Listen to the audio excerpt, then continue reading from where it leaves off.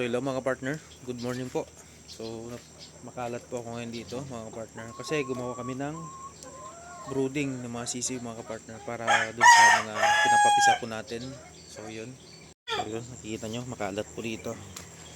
So malapit nang po matapos ito. Ito po yung ginawa po natin. Ayan. Ito pang sa day old po. Ayan, ginawa po natin. So tinulungan tayo ni partner Jonas.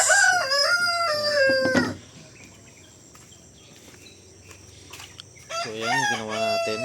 So malapit na pong matapos mga partner. Yan pa yung nag-ari ko. So ayan. Ganyan lang po siya pagbuksan. Ayan.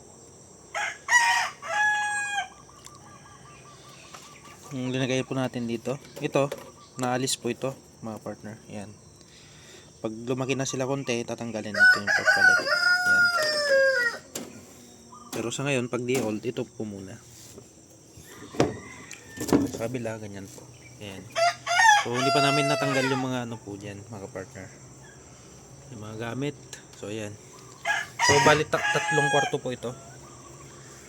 So, kaya po siguro ng 50, ng 60, ganyan. 70. So, yun lang mga partner. Thank you for watching and God bless.